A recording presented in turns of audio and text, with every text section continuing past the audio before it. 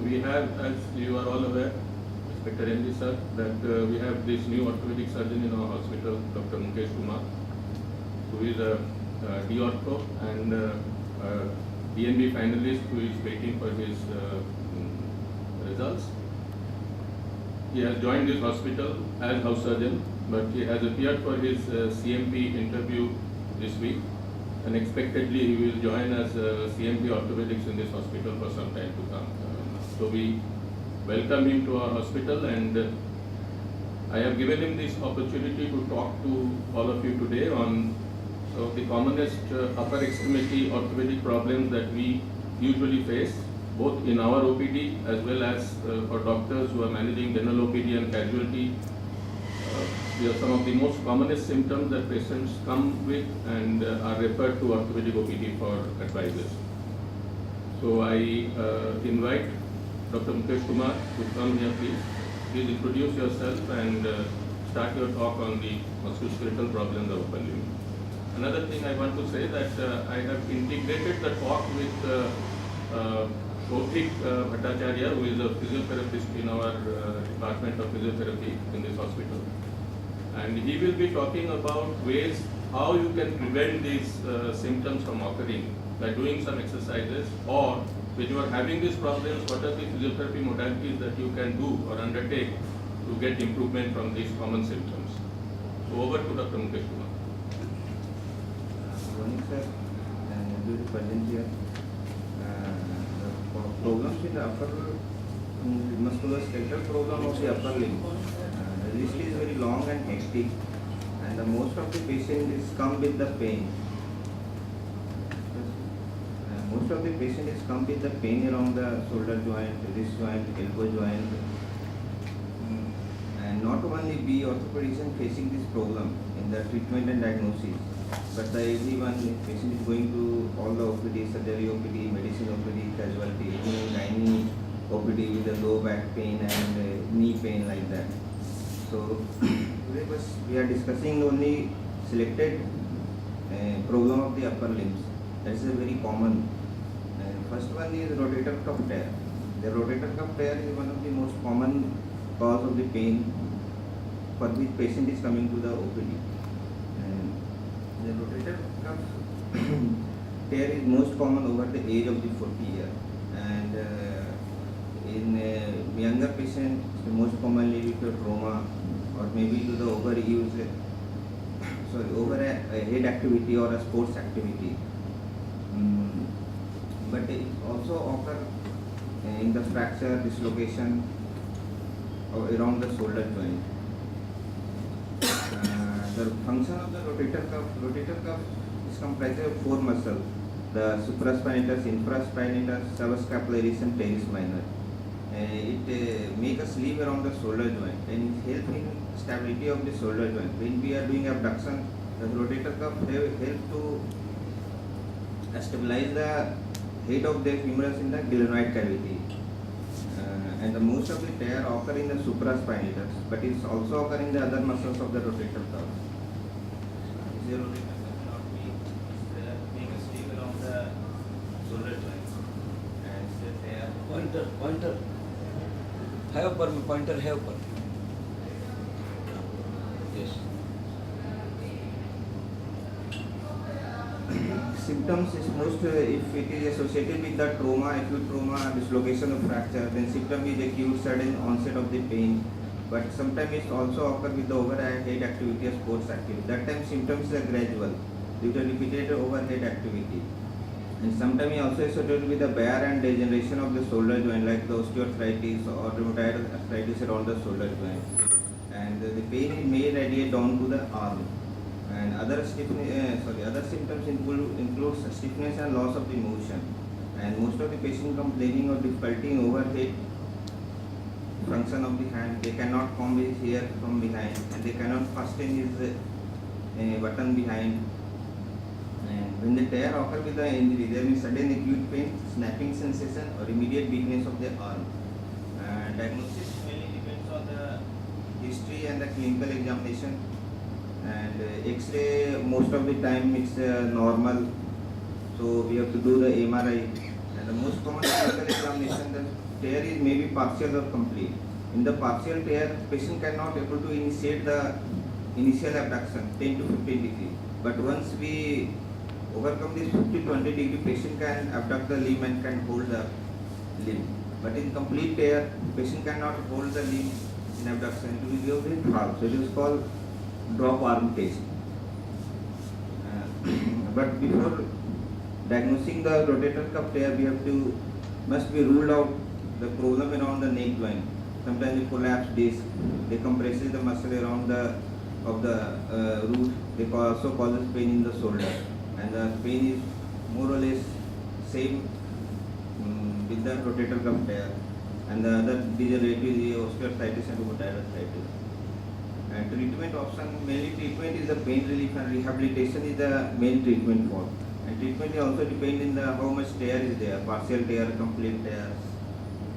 And the treatment is rest and limitation of the overhead activity, use of sling, pain relief. Sometimes we are giving a steroid injection and surgery. In the patient who is not improving with the conservative treatment, we have to go for the surgery. And then most important thing is the physical therapy and muscle strengthening around the shoulder joint. And second is frozen shoulder. Frozen shoulder is a self-limiting disease, and the course is around 1 year to 2 years. And most of the patient is a woman over the age of the 50 years. And frozen shoulder is also called the adhesive capsulitis or the periarthritis of the shoulder, because the true pathology is not inside the shoulder joint, but is the structure present around the shoulder joint, like the capsules and muscles around the shoulder joints.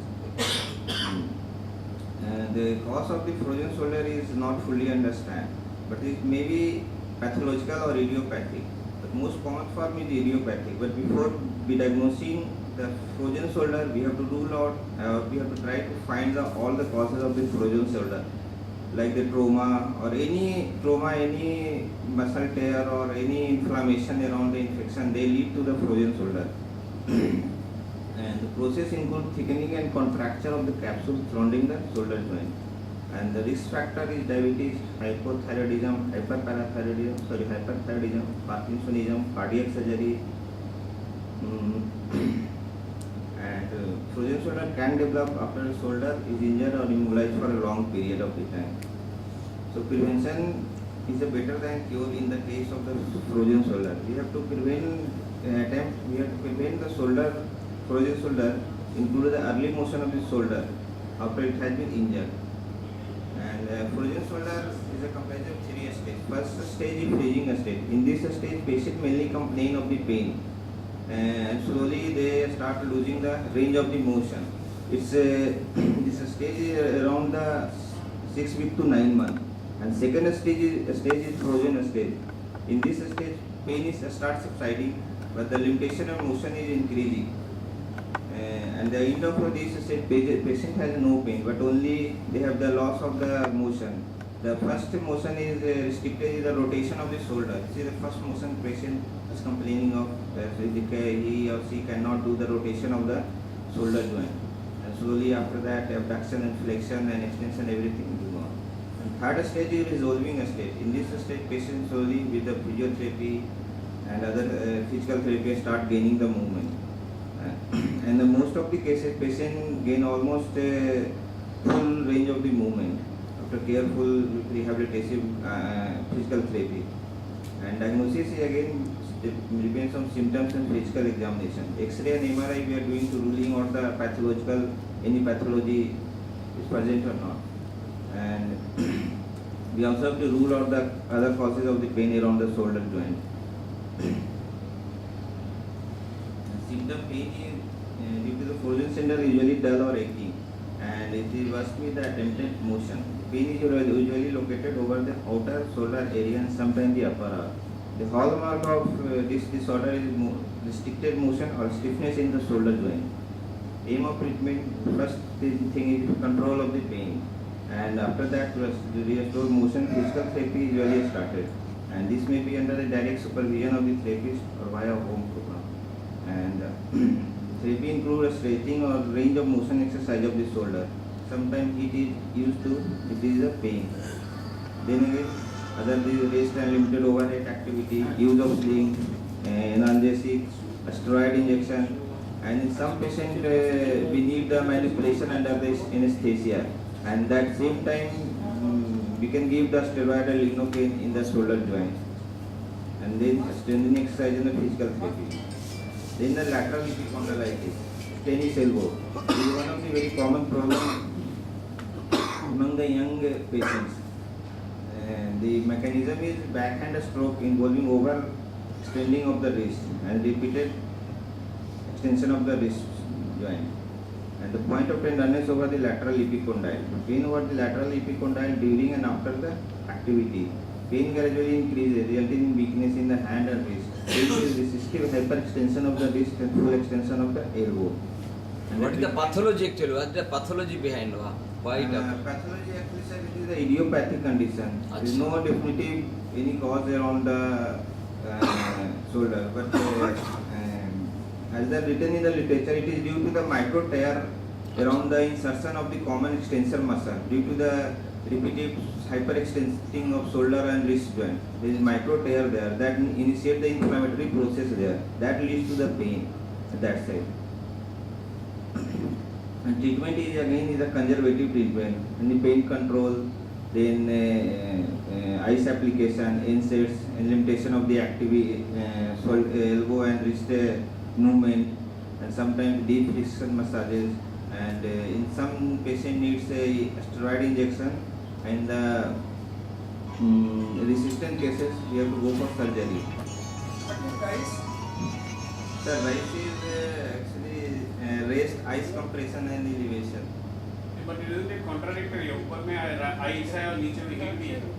Sir, it's ice and heat both that depends on the duration of the disease. If the patient come with acute, then we have to give the ice, and the chronic cases when we are treating the patient for the very long time, then that time we are using the heat. And then the ganglion cyst. Ganglion cyst is the most common around the wrist joint, and it is actually a herniation of the joint capsule or the synovial sheath of the tendon. And